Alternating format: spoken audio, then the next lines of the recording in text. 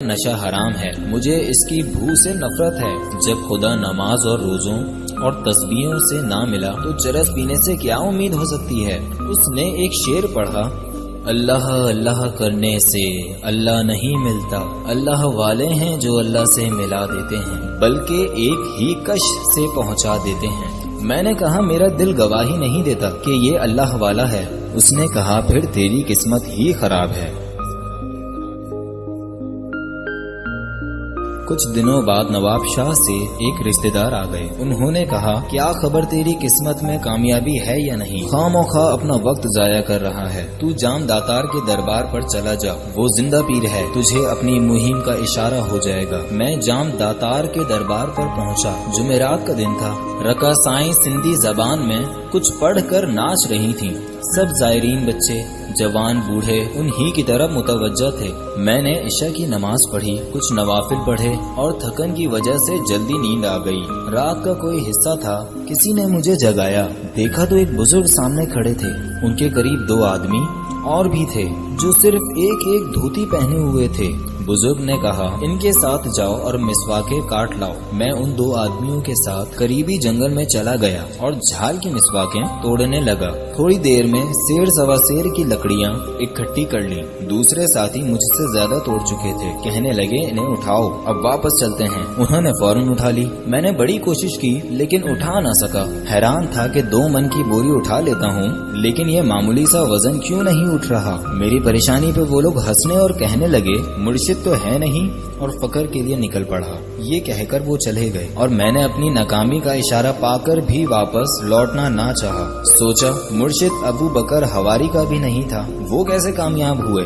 جب گھر سے نکل پڑا تو پوری قسمت آزما لے اور درود شریف پڑھتا ہوا آگے کی طرف جنگل میں چل پڑا۔ نہ منزل کا پتہ کہ کہاں جانا ہے، بس دل میں یہی بات ہے کہ جہاں بھی جائے گا زمین اسی رب کی ہے جس کی تلاش میں نکلا۔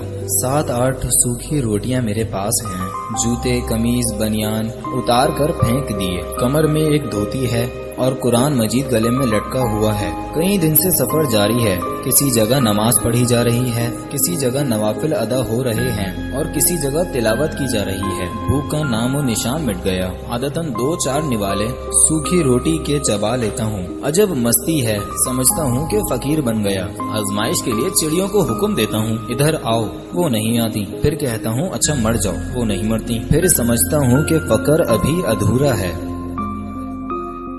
آج عصر کی نماز کے بعد جب سفر شروع ہوا تو ایک گدھا میرے بائیں جانب میرے ساتھ ساتھ چلنے لگا۔ میں نے اسے نظر انداز کر دیا کہ خود ہی تھک کر الگ ہو جائے گا، لیکن جب سے وہ ساتھ لگا خیالات بدلنا شروع ہو گئے کہ رات آنے والی ہے، جنگل میں پتہ نہیں کیسے کیسے درندے ہوں گے، ابھی تیرا حکم چڑیا بھی نہیں مانتی، تم درندوں سے کیا نمٹے گا، وہ تجھے کھا جائیں گے اور تو دھوبی کے کتے کی طرح نہ دین کا نہ دنیا کا اسی طرح مر جائے گا۔ بڑی مشکل سے میں ان خیالات پہ قابو پاتا ہوں۔ پھر ایک شعر کانوں میں گونجتا ہے، درد دل کے واسطے پیدا کیا انسان کو، درد دل کے واسطے پیدا کیا انسان کو، ورنہ عطات کے کچھ کم نہ تھے کرو بیاں۔ اب اس شعر کے بارے میں بار بار سوچتا ہوں، اتنے میں میری نظر گدھے پہ جا پڑی۔ وہ مجھے دیکھ کے ہنستا ہے۔ میں پریشان سا ہو گیا کہ یہ کیسا گدھا ہے جو ہنس رہا ہے۔ اب وہ مجھے آنکھوں سے اشارہ کرتا ہے اور آواز بھی آتی ہے کہ میرے اوپر سوار ہو جاؤ۔ میں ہٹتا، ہونٹ ہلتے گئے، میں اس کی طرف کھنچتا گیا اور آخر خود بخود اس کے اوپر سوار ہو گیا۔ گدھا تھوڑی دیر بھاگا اور پھر ہوا میں اڑنے لگا۔ میں نے باقاعدہ راوی چناب کے دریا عبور کرتے دیکھا، اپنے گاؤں کے اوپر بھی پرواز کی، یعنی اس گدھے نے پورے پاکستان کی سیر کرا دی اور پھر مجھے وہیں اتارا جہاں سے اٹھایا تھا۔ اب فقیری کے سب نشے حرن ہو چکے تھے۔ اپنی حالت اور حماقت پہ غصہ آ رہا تھا۔ میں جلدی اپنے وطن پہنچ کر دنیا کے عیش چکھنا چاہتا تھا۔ میں جلدی قدموں سے جام داتار کے دربار کی طرف رات دن سفر کر کے پہنچا۔ میرے بہنوئی میرے تلاش میں وہاں پہنچ چکے تھے۔ مجھے اس حالت میں دیکھا، پوچھا کیا ارادہ ہے؟ میں نے کہا بس منزل پالی ہے، واپس چلتے ہیں۔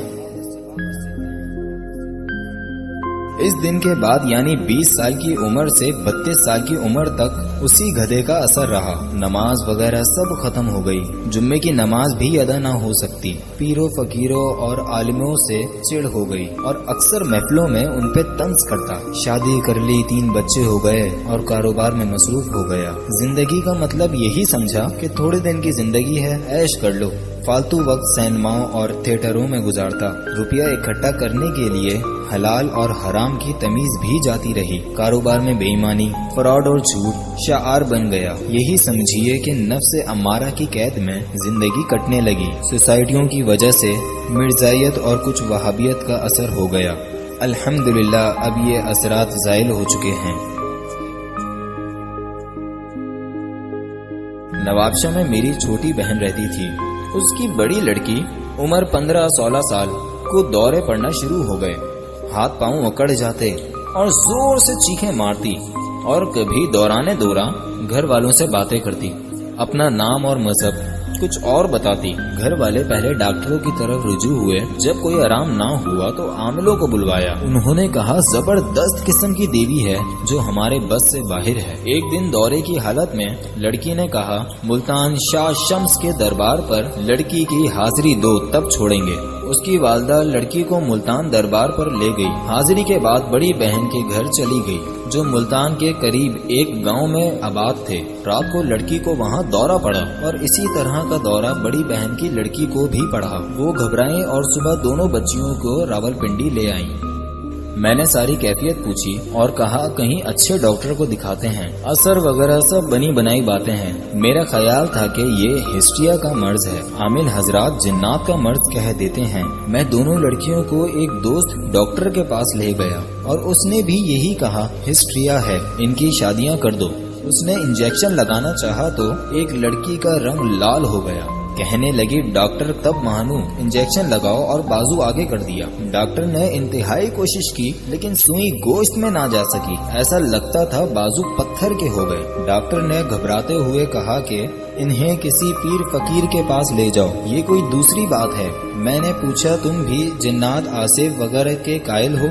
उसने कहा जादू के मुतालिक तो पहले पारे में तस्दीक है। जिन्नात का जिक्र सूरह जिन में है और आसिफ के मुतालिक एक आयत सुनाई जिसका तर्जुमा